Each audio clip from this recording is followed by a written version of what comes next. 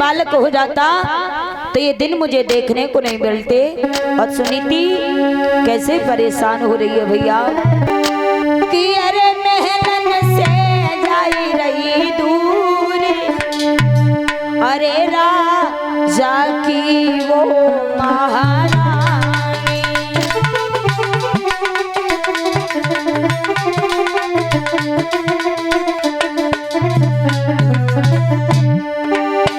अरे महलन से जाई रही दूर, रे राजा की वो महारानी।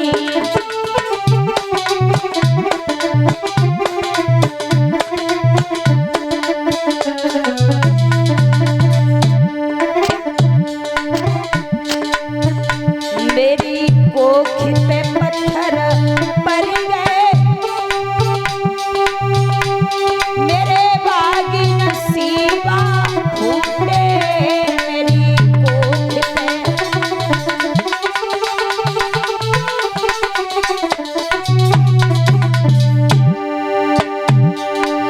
अरे जकी अखियन बरसत नीर, रे राजा की वो महारानी।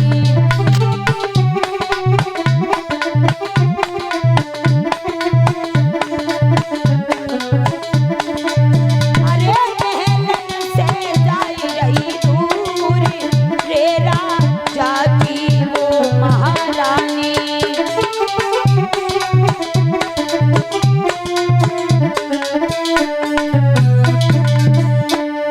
सुनीति रोती हुई महलों से निकल के आज झोपड़ी की तरफ जा रही है।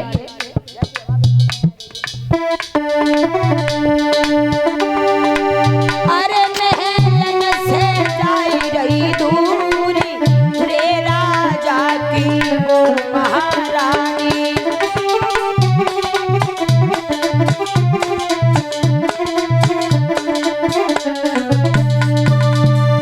आज देखिए महलों की महारानी झोपड़ी में चली है, निकल के रहने लगी है जाके झोपड़ी में। छोटी रानी महलों में रह रही है और बड़ी रानी झोपड़ी में रहने लगी। एक ही पति की दो पत्नियां हैं पर दोनों में अंतर बहुत है। एक हजारों दास दासियों के बीच में रह रही है और एक झोपड़ी में। सुनीति मैया आज एक पुत्र नहीं है, पुत्र की खातिर दासी बन गई। मेरी मैया संतान के लिए पागल हो गई मैया, दूसरी शादी करवा दी है। और देखिए आज के जमाने में लोग कुछ ऐसे हैं जो संतान के लिए तरस रहे हैं और कुछ ऐसे हैं जो महाराज संतान पैदा कर रहे हैं मार देते हैं और कछु 6-6, 7-7 महीना के बच्चा पैदा करके झाड़ी में फेंक देते हैं। लेकिन ध्यान रखना जो लोग ऐसा करते हैं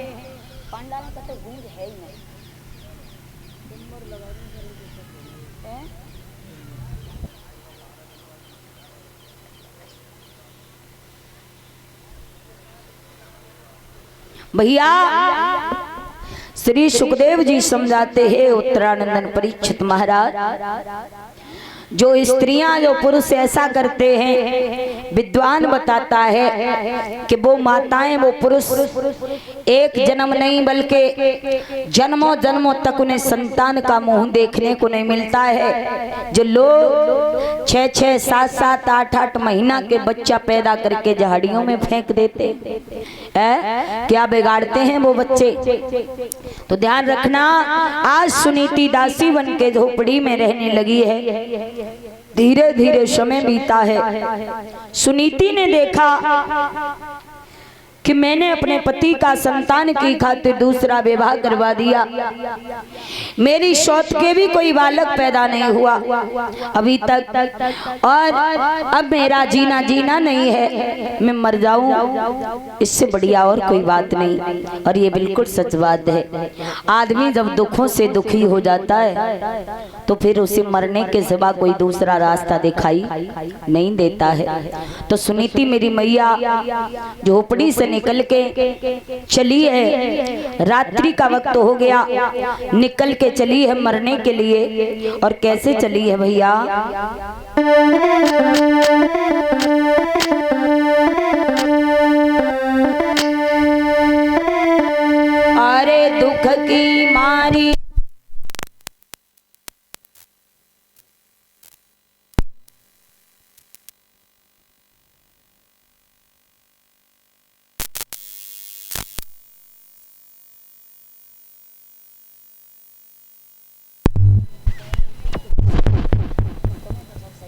ढोलक की बात आए ना रही अंतर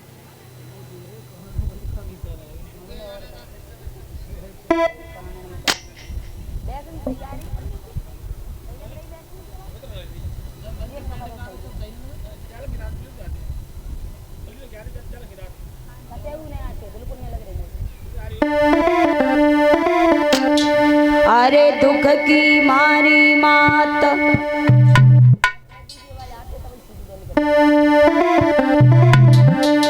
और झोपड़ी से बाहर खड़ी आई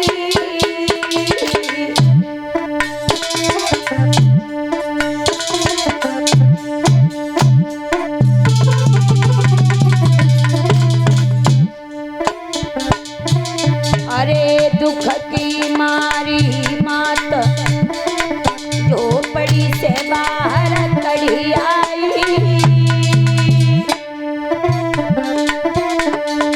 अरे जन्मों नहीं राजकुमार के मैया रही है दुखियाई जन्मों नहीं राजकुमार के मैया रही है दुखियाई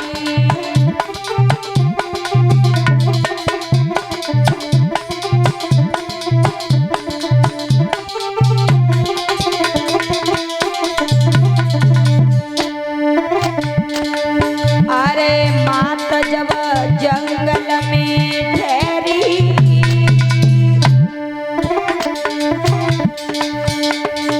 और बिछुअन की वही आवाज निकल के आई गयो जहरी बिछुअन की वही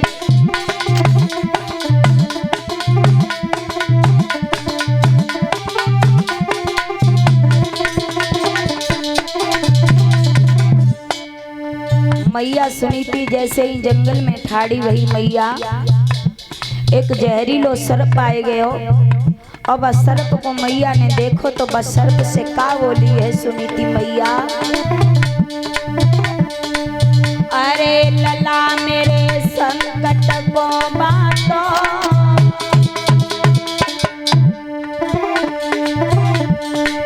अरे सर्प मेरे संकट को बांटो जन्मो नए राजकुमार सर्प मेरी अंगुली में काटो जन्मो नए राजकुमार सर्प मेरी अंगुली में काटो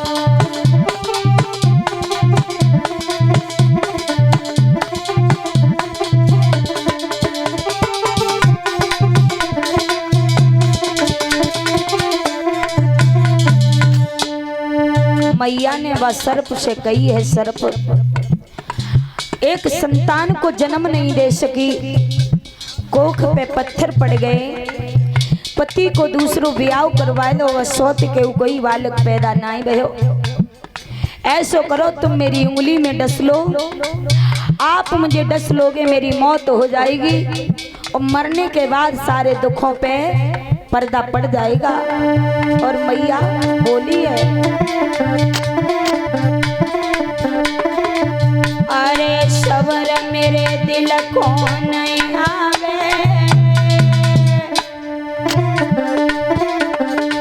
और चाहे कितने हुए जाए मेरा वक्त सुधी अपने की आवे चाहे कितने हुए जाए मेरा वक्त सुधी अपने की आवे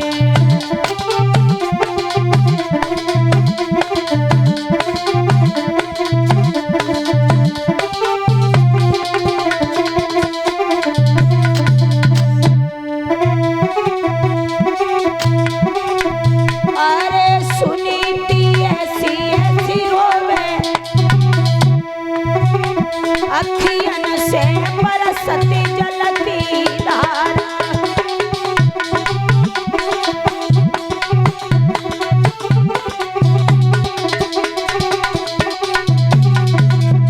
अरे सुनीति ऐसी ऐसी रोवे अखियन से बरसती जल की धारा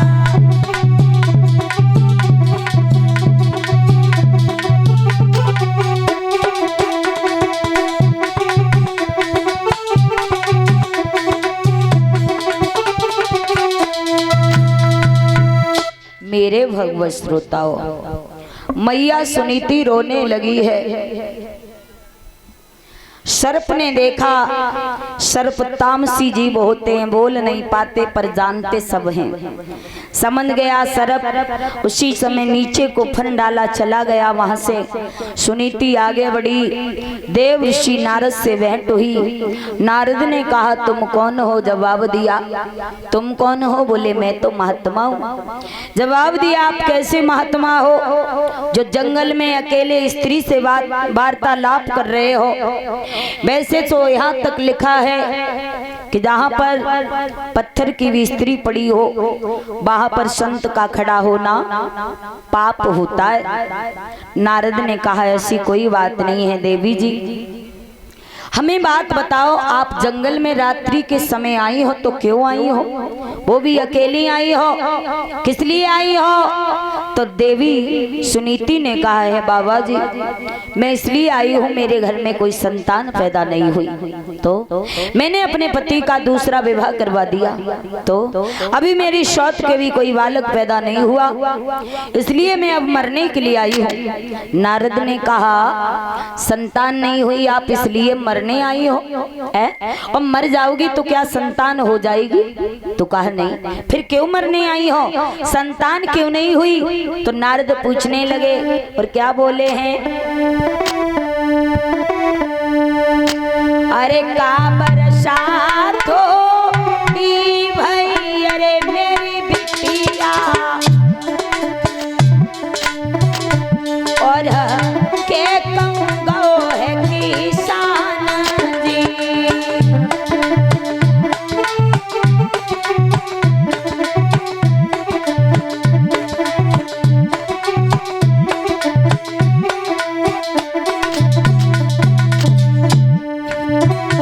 एक का बरसात थोड़ी भई, अरे मेरी बिटिया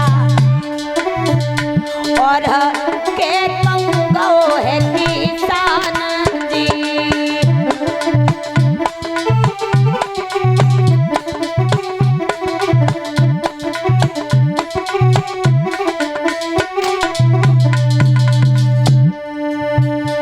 अरे खेत बीजा बंजर परो, अरे मेरी लालो कोई कहा रच दई भगवान जी।